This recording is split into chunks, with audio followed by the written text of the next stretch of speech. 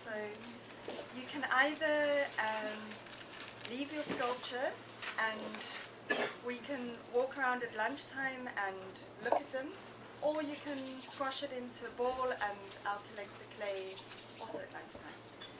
So thank you.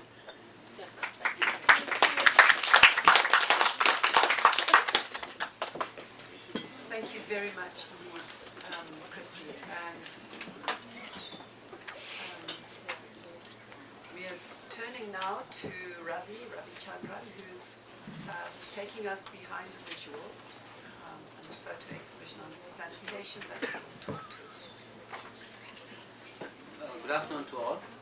Actually, I planned to have an exhibition and with photos, but I changed my mind because a new idea cropped up. So I'm working on that idea. So that idea also related to behind the visual. So that's the idea I'm presenting here. So I have prepared a paper. So I'll just read. So before that, I just went to down actually the conference venue to see just to urinate. So. And there was a board called Urinals Save Water. So I was searching for that. Then I opened the door. When I went out, it was a men's urinal. And then I was wondering to ask, I was asking Aiden, do they have vegetarian food? He said yes, but I'm an Eastern person. I not only eat vegetarian, I also shit like a Eastern toilet. I like Eastern toilets, not the Western toilet. But why nobody asks me which toilet you want to prefer? So anyway, it's like as though I should carry a water bottle always with me to go for a shit. From there I start. Good afternoon to all. Before I start, I thank the organizing committee for giving me this opportunity to present my ideas on sanitation this winter school. Professor Patricia for agreeing to share my paper and also introducing me to photography through a visual course. I also thank Professor Suren for guiding me through contacts and materials on people working on toilets, and the director Pramesh for introducing me to spatial. In recent time, I've been trying to shape this very idea. Lastly, thanks to Lamise, Lauren, Aiden, Mika, Anis, Mikhail, Ross, Morris, and Tutu. Tutu, you're great. Tutu and other friends in the center. Before going into the presentation on my paper, some random thoughts. So it's a random thoughts. Okay? I'm not after technology. For me, technology is very far. I'm still entering into technology. Huh? I should press it. Maybe I should stamp on that. Okay, anyway. Oh yeah, thank you. So have you noticed, this is a random thought, okay? Have you seen this notice? It's really, I'm very serious. I go to all the toilets it starts from the airport. Otherwise, in airport, if it is not an airport, it's very clear. In Indian public spaces, if I go to a toilet, I can easily go to a men's toilet. But when I enter into airport, I literally find it difficult to find a men's toilet differentiating from the female's toilet. You see, the men there doesn't know, I don't know whether he's wearing a pant or there, but certainly the women there, that's not a woman, that's a kid wearing shorts. Because in my culture, there is no, women do not wear skirts. Skirts are school students. So I don't understand the symbol, why most symbols are this for kids putting on the toilet. And it has a problem. It actually started from the Britishers' train signals. When the train started, all the toilets carried this one, and it became a popular idea, and it was carried to US, and now it is a popular sign. Then this is the other one. This is a weird one. I don't know what is this. It's actually, for me, it's representing urinals. Standing urinal. Okay, then we'll go back to this. Don't women urinate? But what is it? Only men urinate, and why only this symbol while women stand there? That position, I don't know. At least in olden days, my grandmother used to urinate standing with the sari. But I don't think any woman urinate or shit while standing there. So while men can urinate, this symbol is there. Anyway, from there I just go. Okay, this is so friends, why a Western toilet user washes? This is another random thought. This is a very confusing thought. I'm just putting for people to think over it. See, Western people, I'm using Western toilet. Why a Western toilet user washes his or hand after wiping with paper? If they feel their hands are infected with the feces, then why can't you use water itself directly? Why you use paper then? In Eastern toilets, people use hands to wash, and they don't use fork or spoons to eat. But you people use paper to wash, and still use fork and spoons to eat. That is weird for me. Actually, studies say that, and also Indians don't use soap to clean after they wash it. Actually, that is a study, and now the government is trying to ask the public to use soap after washing with hand. On the other hand, in the Western toilet, paper users to wipe use fork or spoon. Most importantly, they also wash their hands. Why waste so much money in paper, soap? Why can't just learn the Japanese style to have a jet if you are very uncomfortable to use hands? Until I landed in South Africa, I always believed, and it never occurred to me in Western toilets, that water is so crucial than in Cape Town. That was a subject in all papers when they wrote how family used water to flush. For example, even down you say save go urinal because you can save water. That is another weird idea for me. In India, we use water to actually why it's weird is in India we use water to wash, but still we just use less than 2 liters to flush. You need to flush, which makes a sense that Indian toilets don't have a flush tank, and that's why Indian toilets don't have, Eastern toilets mostly, but I'm talking from India. In Indian toilets you don't find flush tank at all. If you wanted to flush the toilets in 1 liter in Indian, just you think of someone and just flash it on the commode. It just flushes. Now you might understand why, but this is also the reason why Indian toilets are so dirty, because they don't have a flush tank. An average flush tank, you know how much an average flush tank takes 4.5 to 6 liters to flush. If you want to know, and this much, you use paper, you use water and whatnot, and also soap to clean. It's too much, man. If you want to know how a man and also, you know how a man dominates the toilet. Actually, this was an experience I had, and it struck me, so I thought of sharing it. You should see after he urinates in Western commode, not the urinals, Western commode. He would stand and urinate into the commode, and usually the gravity gets lower when it's in the final stage, so it's like a drop, it drops on the floor. And so one of my friends asked me, hey, did you urinate? I was wondering, because I flushed it, I cleaned it, everything. I said, yeah. She said, you men, she used the F word, can't learn to sit and urinate in Western commode? Then I thought, yeah, we are not habituated to stand. We usually use this urination standing and urinating it. Anyway, it goes on like that, brother. And also, you know, one more weird thing.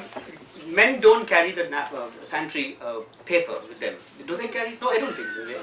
They don't. But women have to carry sanitary towels when they travel. So that is another weird in a modern country, modern society.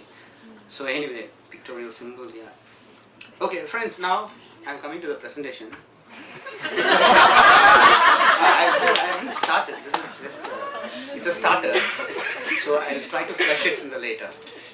So in this presentation, I discuss the problems or the hurdles countries like South Africa and India faces to provide safe and secure sanitation to all its citizens. Some of the problems we face at the sanitation fronts differs to country, such as the lack of flush toilets in South Africa. People avoid using toilets in India.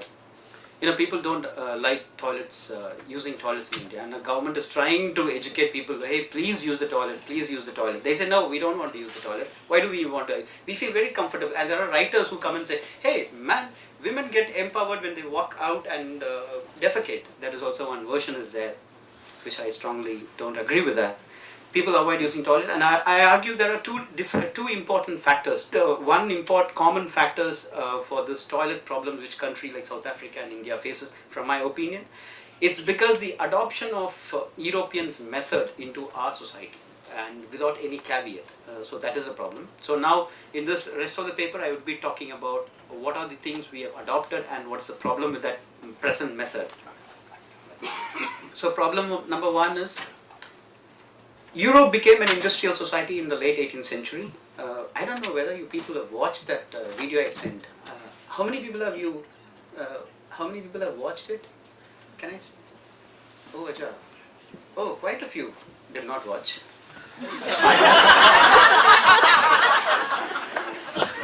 I thought only Indians do that. The toilet behavior started to show. Actually, in 18th century, people never expected the toilet to have serious problem. They never thought toilet is a problem. So when the Industrial Revolution took place, many people started pouring into one place. I'll take 45, right? Sure. What time is it? Just carry on, I will tell you. Yeah, okay. So the toilet behavior started to show its ugly face when people started disposing human and animal excreta on public roads. Dead animals were lying on streets rotten, sewage were running on streets, contaminating drinking water, garbage was thrown at all places. The spread of epidemic sting, great sting you might know, if not please browse it and find it out, were the major concerns of the rulers who enforced measures to remove waste from public places. Most of all, one school of thought believed disease spread through air from the rotten dead animals and feces. The authorities laid their focus on waste, those are visible in nature. So I'm just skipping from this part. You should know this, I don't know whether you followed. The point here is, in 18th century, when the Industrial Revolution took place, when there were different kinds of toilet behavior, but there was no any stigma associated with the toilet. So what they did is, toilet means I'm talking about feces, human feces and urine. But urine was not, it's a liquidated, so it's fine. Solid waste. So they did not have problems. So all of them crowded together, they started throwing the garbage in public places. Then there was a great stink and the disease was spreading. So there were multiple things were happening and everybody pointed out to the public space where the common person interacts. So there was this Mary, I don't know whether you know, there's a typhoid Mary, there was a famous story of typhoid Mary and the great stink. So the authorities they wanted to find a solution for this stink actually, and also the dirty streets. It was not dirty that time, but there were dead animals rotten, and they said that air is one of the means of spreading the disease. So they said we should remove something which contaminates the air. So the most things were focused on the solid waste which was on the road. So what they did is, the sanitation policy which emerged in the 18th century was always focused to remove something which is there from the public. So they were rules set place, and then in that rules they were constructing sewage. They said that we will disconnect sewage which goes on the road and connect going into the Thames River. So we'll make a separate sewage, underground sewage, which does not contaminate the drinking water. So this is the method they adopted. So you should remember this. It's very crucial for my presentation also, that the Europe's method of sanitation was not about sanitation. It was about the public spaces and the public space which spread the disease. So it was not about sanitation. It was not about the health of the people. It was about the smell, health you can say, but larger public I would say, not the individual sanitation. So that is one. And also you might know that there are various things which came up because of the shit. For example, mind your business, or it's your shit, mind your shit, mind your business. These all things came from really government law. Okay, it all came from the government law. Okay. I don't think this would work. Okay, anyway. It all came from the government law, just to have an idea of what are these words which came from. So the interesting aspect is, when the South African government and the Indian, which were in the 20th century when we became independent and we are looking for a developed society, we all aim for the European policy. So we started adopting European policies here. So European policy was a response to spread of disease and also the waste which has to be removed. So here there was no any demand, but still we all never felt the sanitation has to be looked in individual's personal capacity. Rather, we thought that we have to aim for the European. That is a serious problem. Why it becomes a serious problem is, the individual hygiene has been lacked, and it is not only here. Even the United Nations and all the international organizations have also not looked into this idea of sanitation of individual behavior. This issue becomes very serious when you see menstruation. That's the crux of this entire issue. Not only menstruation, you just talk about the garbage in the temporary settlements. So there are people who would say about the garbage in temporary settlements, and so the problem with that is, when people go and protest taking the poo and throwing in South Africa, for example, You find here poops being thrown somewhere else. So what does it here mean is there is no stigma associated with the poo with South Africa. Actually, South Africa has a very good, South Africa means African, blacks here. They have a great tradition of behavior with the shit, which is not there. Okay, no, toilet. And it's a great. It's really great actually. It's a, what do they do is they defecate and they bury it. They bury it actually. Indians don't bury it. Indians just they treat that as a dead body in India. You know how it happens like this. They shit in the morning and they just look once in a while. Okay, fine. That's the end of it.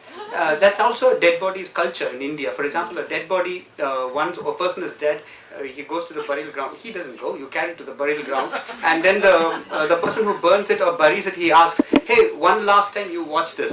Then after that, you should not turn back. Same like that. Shit also. When you shit it, you are not supposed to see it again. You just leave it as a responsibility of the others. So that is the culture in India. But South Africa was a different culture. But what happened in Europe culture is, in Europe you see, you just sit on the, Europe and even Rome for example, we talk about aqueduct, and also we talk about the shit being moving away from the sewage and all. So Europe was always obsessed with removing the shit from one place to the other. They were never bothered about dealing with the shit. They said even, for example, you talk about the great stink, what happened? They started throwing it in somewhere. They always leave the responsibility to others. That was not the case in South Africa. But the Western commode is the same thing. You just sit there and you don't even watch it. Sometimes I want to watch my shit, but I don't find it. Yeah, it's a tradition. Actually, in Germans, if you are a German, Zizek has made a good video on this. Germans have a culture of seeing the shit and finding whether they have disease in it.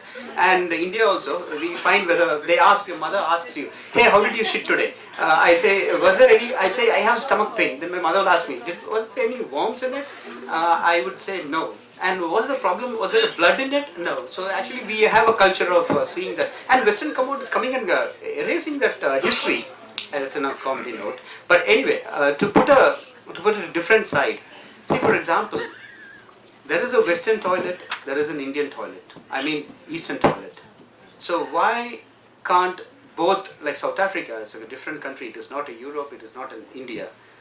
Eastern country, but in a different country, when a toilet commode is set, why should I be enforced to use Western commode? Why can't I have also not the Indian commode, at least a water? I can't carry a water bottle everywhere to clean my ass. I would like a water jet to be kept there, at least a pipe of water. So I think that is where the culture has to come from them. Anyway, that is one. The other part of the discussion is, so the space was always policed in Europe. When sanitation I was talking about, the space was crucial for policing, and it was the case even in the caste system and even during the apartheid. So I somewhere feel, and the policing was not about the private spaces and the public spaces. I mean to say, private was not a private as per se. Public and the private was not what we imagine. But private was an exactly opposite to the, the ideal private would be the garbages thrown away in ghettos, or Dalits, caste violence, or the racial violence would be the ideal private, which is away from our visuals. Similarly, the menstruation. I don't know whether you have known, the menstruation is very crucial for sanitation, and across the globe, you live across the globe. I'll just give you one Indian context. In Indian context, various studies says that many girls drop out of school because of during menstruation cycles. So the government says this, but the government provides toilet as an alternative. I don't disagree with that, but the problem is sanitary towel is more important with the toilet also. So the sanitary towel is given to a service sector of NGOs. But I would say that if you want to view sanitation policy in an individual hygiene, how they lacked, I think menstruation and the garbage which is thrown away in the different spaces would be the area to investigate. And I find this is the problem they were addressing it. For example, here they are throwing here, and not only here, this one. See here, what they're trying to say is South Africa, the culture of South Africa, as I was saying, they defecate and they bury it. They didn't have stigma. So, but here, what they're doing is they're trying to fight with the idea that cleanliness is not about my self-respect. Self-respect is above the cleanliness. For an example, when you go to a ghetto, there is garbage, and you can't go and tell them that, hey, there is garbage everywhere, let me set up a garbage bin. That is not the solution, because that is not what they're trying to say. I don't think this photo is trying to say. They're trying to say it is not about the toilet we shit, it is about how dignity and self-respect we are in the ghettos. For example, they say that we'll have mobile toilets. No, they're saying that even there is some weird videos out there. Somebody would say that why can't in Africa, in settlements, people can learn having a unique toilets which they can manure it. But I find that is a weird thing. They want to be considered equal with others. So what they're asking is this kind of a protest. They were asking about equal treatment. And here, in this discussion, what my problem in this visual is,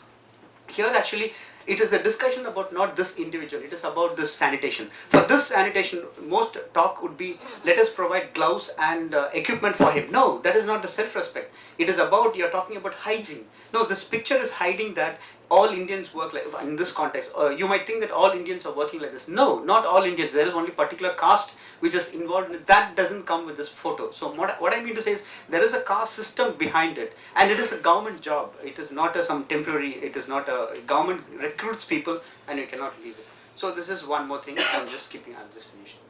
So in India, you find people smear, people smear shit and protest, because they are trying to say, I would say that don't consider me with shit. I'm worse than the shit, because at least you say shit should be in the toilet, but I don't have a house. Like for example, shit should be in the commode, but I don't have a house to stay. So that is the one. And very interestingly, this is my recent thing. This is actually one. See, actually, this is that one in South Africa, in Europe also. That is a waste man. I was very shocked actually. That dustbin is called waste man. So anybody can come and remove the waste. So waste man is about the dustbin. But in India, waste man is the woman, not the waste. That's the difference. So can you relate it? So that's what caste system is. So also this is one way you can see how South Africa people work in the drainage, and this is in India how people work. And both are government, okay? So yeah, this is the contesting I made for visual study course. So you can find it's very weird actually. Toilet has been a contesting place, even transgender and women, every place toilet has been a contesting war. And this is a Western toilet, and you always find in COVAX hostel or even CHR, you find the bottle there, but bottle is not about washing. It also represents the Eastern culture struggling to cope up with the Western commode. So I find this one. And yeah, this is about sanitary. And also, it was something was troubling me. Is you can find that's this side, this napkin. That is a napkin disposal, I think. In that, I wanted to find how many napkins or something napkins are there. It's quite. It was quite shocking to me. Even when you throw the napkin, you're not supposed to see it. And okay, I'll just end this. So basically, I'm trying to say there is a space which has been policed. Not only the body, including the mind. So this has been the caste system's major source of power, that they could police everything, and even that person, that man who entered into the drainage, he could believe that he is born to do that. So that kind of a problem is there in the space and the body and the thing. So that is what I'm trying to develop. Yeah. Okay, thank you very much, Ravi. Yeah.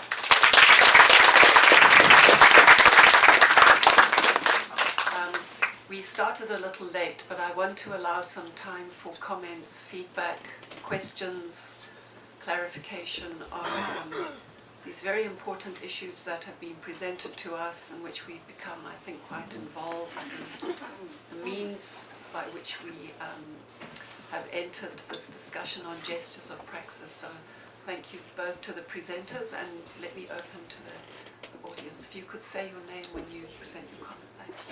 My name is Doug. I have a question for Can we Ravi. use the mic? Sure.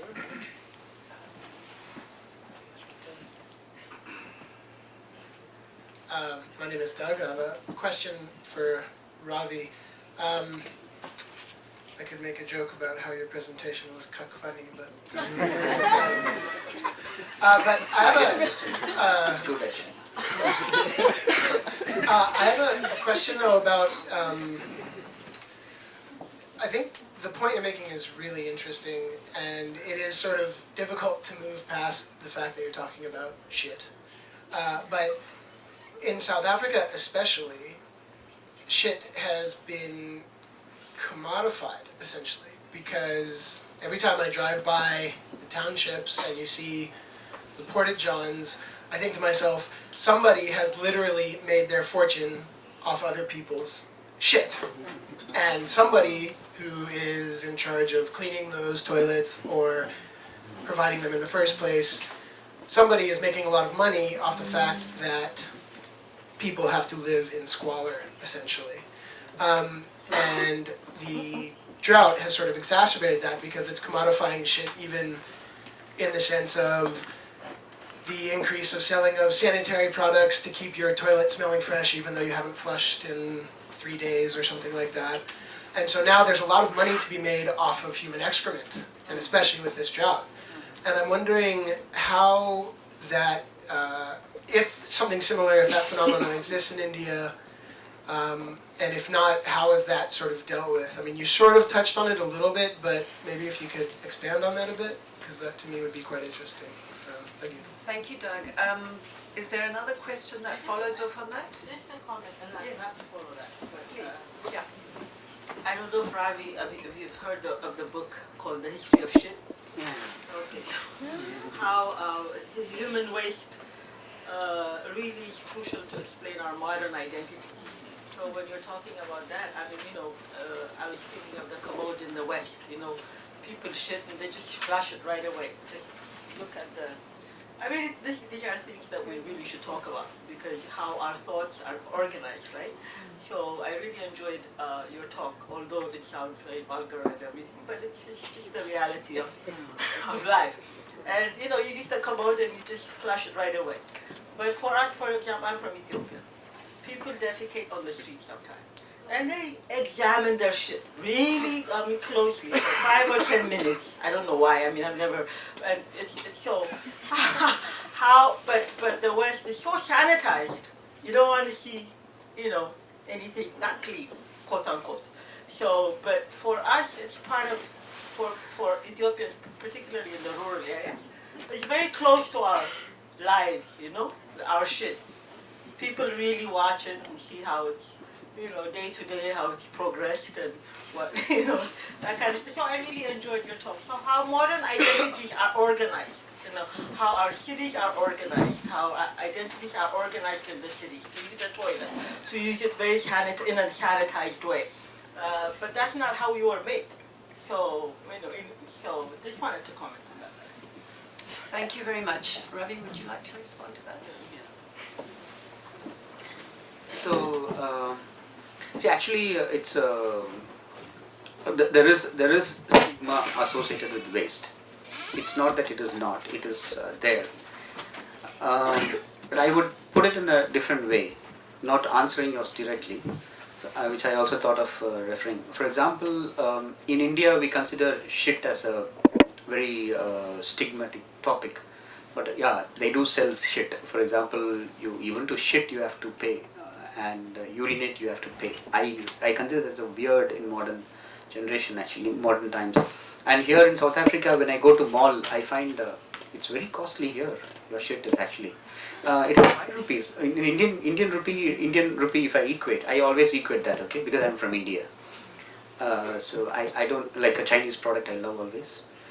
So it's I found the rand, 1 rand. And then I convert that into 5. It is 5 rupee in India? No, it is not. But the problem with this is actually, I put this other way, related to the toilet. See, women, when they go to toilet, there is no price. That is completely fixed price, 5 rupee in India. Whether urinate or defecate. Because in India, if you urinate, you have to stand. So if you enter into the other room, then you have to pay less. So that problem is also there. I just want to touch about that, not directly your question. The other one is the modern identity itself becomes a problem. If that identity is considered as an identity, modern identity, what we have, that Leppert argues. But I think when you come to the menstruation part of debate, then the sanitation, the modern identity itself becomes so vulgar. how it is actually. That is one. And interestingly, I didn't show. Why it becomes serious problem is, I don't know whether you understand. I don't understand why the United Nations and others don't consider napkin as a human dignity. For example, I find I didn't show the picture of that sanitary towels, which even my mother used to use it. So they take a bed sheet half of 2 meters, yeah, 1 meter, yeah, 1.5 meter, this much, and then they fold it like a handkerchief and they keep it. So and also that is one way. And I always find that in the bathroom where I used to take a bath, I also wondered what was that. So I find it when I came here, when I was reading how the different ways of disposing of sanitary thing, I think there's a serious problem that we haven't paid much attention. And it is not about, like Stellenbosch University wrote an article recently, they were asking no tax for that. But I'm saying it should be free of cost, no, it is not about tax. And because there were many working class women who don't use napkins even now. So I'm talking about them. Even when you see napkin protest, I don't find this towel becoming a symbol of protest, because I find that's a very serious problem that modern society has not seen. And I think that is the important aspect, to find how the sanitation was not focused on individual sanitation. It was focused about the public spaces rather than the bodies. And bodies were habituated to fix into that spaces. More comments, questions? Yes, Pramesh? So I want to just connect the. Can we get the microphone? I can speak now, please. I was trying to figure out how one might. Hello. Yeah. How one might think across the two papers and maybe bring Kirsty into the conversation, but I'll do it by thinking with Ravi about a question that sometimes becomes a question of the geographers, but doesn't become a question of the general humanities, which is about the project and the problem of waste in contemporary. And I was thinking about, the end of the TRC, the Truth Commission in South Africa. And there was a play that was performed in Grahamstown. Adam Sykes writes about it in The Impossible Machine. And the play generally marks this moment as a moment of shit. We in shit. We in deep trouble here. And what it raises is a kind of problem that I think is now a general. When you hear American scholars talk about Trumpism, we in shit, basically. So there's a general euphoria about shit in the contemporary. My question is that there's a larger looming problem that you are alerting to, and that alerting us to. And that's the problem of infrastructure and public works. And both of those concepts are concepts of modern governmentality. In other words, they are problems of the racialization of South African society, but more generally, as you point out, of casteism and so on. So the big strikes in the early 1900s were around sanitation workers. If you take the civil rights movement in the US, the preceding strikes before Martin Luther King's kind of emergence is around sanitation workers. Sanitation workers are at the heart of the civil rights movements and the anti-racist movements, both in South Africa, the US, and I suspect in India as well. So the question for me really is, how does one teach the concept of infrastructure? Because in some sense, infrastructure has become the discourse of policy. So when you say the government needs to do this, that's how it's being thought about. There's no broader concept of the problem of infrastructure as a concept. So I'm asking via Ravi's paper, is as I was thinking about the clay, how would one imagine or orchestrate a pedagogy around the problem of infrastructure? But also to throw the question back at Ravi, is should we be moving this question beyond the question of culture? Because I'm worried that it's reinstituting race as the condition by which we think about this problem. Thank you very much. Yes. Can I just add to that? I think every concept has its own historicity, right? So I think that what Pramesh is saying is very interesting, because in the 18th century, if you're doing the research, you will find that there are plays by Gouelet called Shit Merchant, and that play was staged at the fair markets in Paris.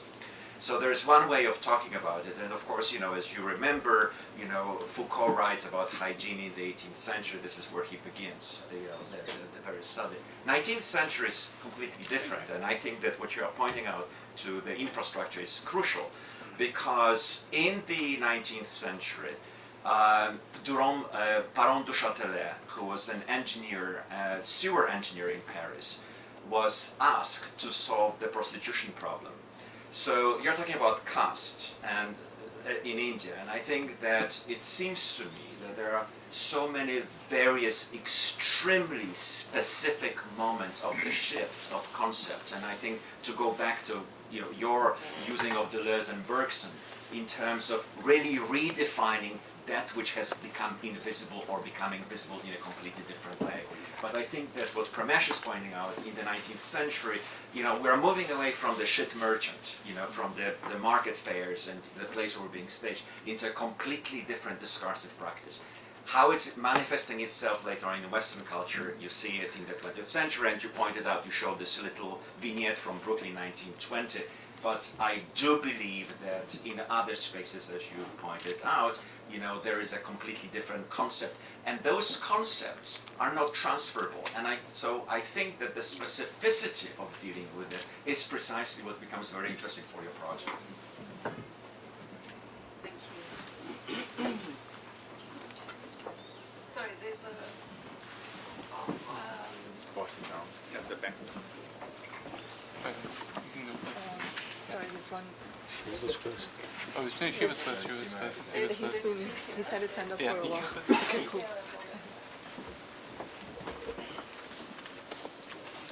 Yes. Good morning. I just want to make a question, but I want to leave it to the kind of background. In my country, during the pre-colonial times, there was this mysticism around the white man, because they were not seen based on the way their infrastructural or structural definition seen outside going to shit. Because there, in a culture, in that time, or at that time, the toilets were located outside the home. So you have to walk a distance away, how they define feces, defecation, to empty a bowel. And so now the white man comes and builds a toilet within his own domain, so he was not seen going to the bush or going to the toilet. So it looked like one superhuman. But I want to also consider culture as being fluid, and both internal and external. So if we're looking at culture mainly from the internal perspective, then we'll forget the fact that human beings also think to improve their situation. And now as structures are beginning to change, people are no more building that same structure of houses again in the country, right? Even in the villages. So people are building, locating their toilets within their homes, right? So I wanted to also look at those dynamics, that culture itself can be fluid, can be changing, also based on internal dynamics, where people think of how to improve their situation. So now people are no more going to the toilet outside, they locate it within the system of their home. Yeah. Thanks.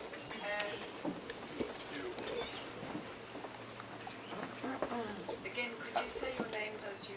Okay, cool. Is this go ahead and my name is Ali Rida. Last year, I spent some time in Iraq, and I found myself having to use an Eastern toilet. And the one thing I realized immediately is that it's a lot. I know this can sound really funny, but it feels a lot more natural to use an Eastern toilet as opposed to a Western toilet.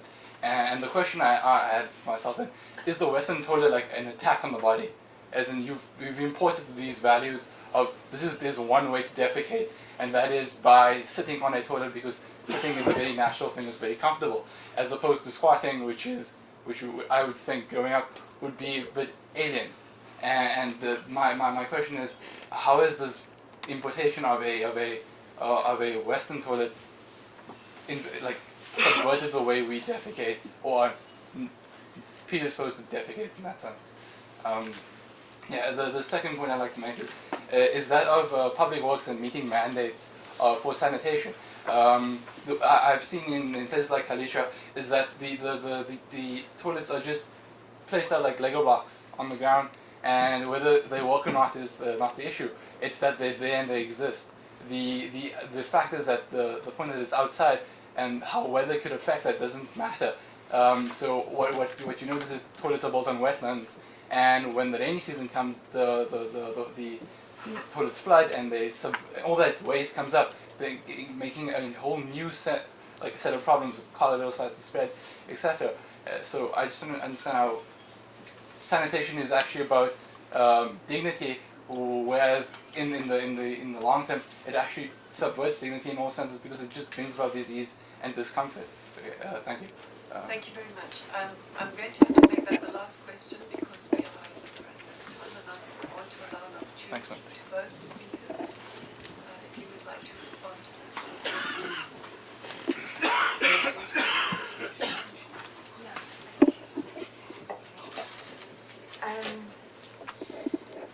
Really, to respond to Pramesh's question is how do we teach infrastructure?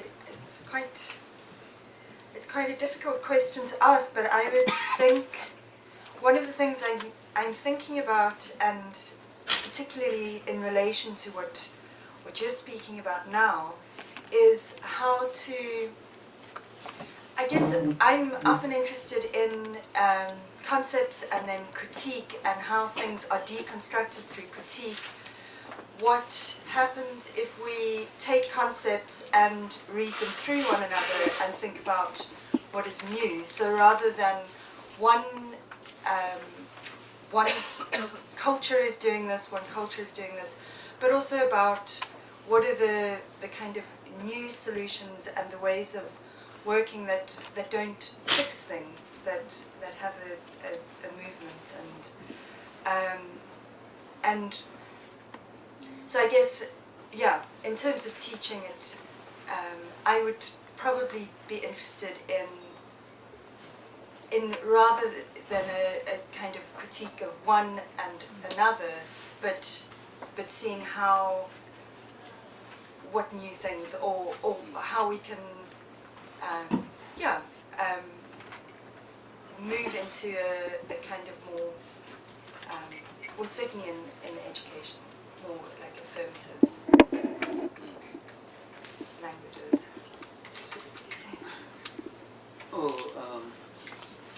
Actually, thank you, sir. It's actually that I'm an Indian. We look up the British, sir. Now lunch for him. So, because we also anyway, fine. So this infrastructure actually it's great you introduced me to that spatial.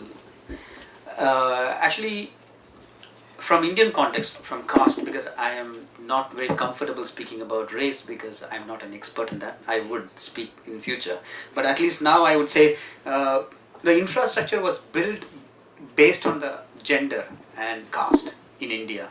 For example, even here, kitchen would be representing women, and in India, toilet would be representing a caste. So these two things were always clubbed together in an infrastructure. So I find the power was always the social power and norm was always set there on the thing. So I find I would like to explore more and into your both the points actually. But this is the initial comment. Then about the eastern toilet and western toilet in Arab and all, I find actually I don't know whether you have got a sense from this presentation or you never got any sense, but one sense is this: toilet is so important in society. Not toilet, shit, menstruation. These two things decides religion, and many religion caste system surrounds with this shit. Caste system is shaped on the shit, and this is what newly I'm trying to address a larger problem in this. And even I'm not sure about the race, but at least gender, and this also was based on this religion. You take about the purity pollution, what Mary Douglas talks about, different religion, all centered around shit. How religion's notions were about how you defecate, how you remove from defecate. So if you want to critique religion, and I think it is through the toilet behavior, that is one, that is apart from, it's a footnote actually. So now eastern toilet and the western toilet, yeah, I find it, it's weird. I really find very uncomfortable people praising eastern toilet and people praising western toilet. You just have it whichever you find comfortable. Don't come and give me the shit saying that in this eastern toilet I can sit, my leg is, you go to this all Indians, actually these all Vedic guys, they would say that, oh, sitting in this eastern toilet gives me ankle, great ankle. Then old woman would say, hey asshole, my ankle is hurting me, I can't sit on this eastern toilet. So anyway, it goes on like that. So I don't find, we have to accept it as it is. You just, if you're comfortable with it, you use it. If you're not comfortable with that, you don't use it. But if you call as a Rainbow Nation or even a toilet like here, if a conference is organized, at least I need a mug to be kept in the toilet. If you, don't ask me which vegetarian food or not, apart from this fun.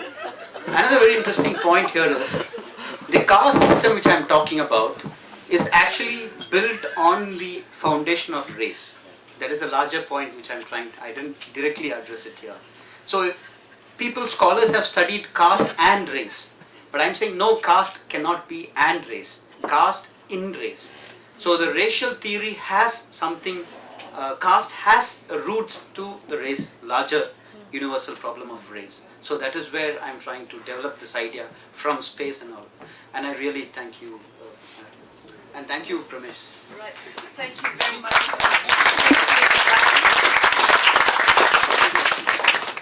That brings us to the end of our session. We thank our speakers, ending on a quite profound note, I think. Let us take these deliberations further. Please make your way to lunch and let us reconvene at 2 p.m. Thank you.